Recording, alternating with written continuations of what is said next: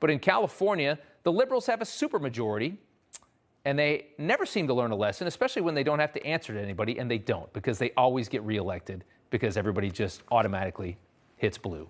Joining us now is former California Republican Party Chair Tom Del Beccaro, author of The Divided Era.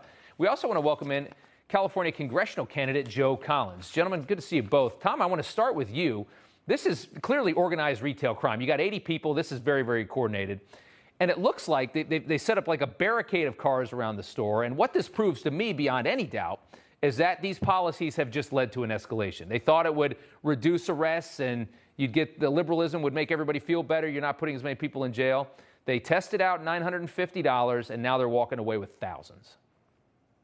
Yeah, absolutely, Rob. That is literally across the street from my office. And a year ago, a smaller job was done on Lululemon, which is, you could actually see Lululemon in the back of that picture. Right. And the police stood there with their arms folded and pointed them away to their cars because they're paralyzed by lawsuits and the like. So when it comes to law enforcement, you get what you tolerate.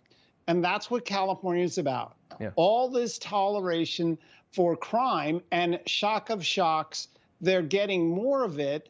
And who's it really hurt in the long run? You shut down Walgreens and Safeway cuts their hours. That's a big food store. Yeah, this is hurting the middle and low and those with less income. The law-abiding people of the lower and middle class, the good people that are just working hard and trying to make it. It's crushing them. And Joe, you're running for Congress in California. You're trying to take Maxine Waters' seat. And good luck to you, my friend. This nonsense, though, I would hope could finally be an opportunity to get some Republicans a chance to replace the idiots that are running that state.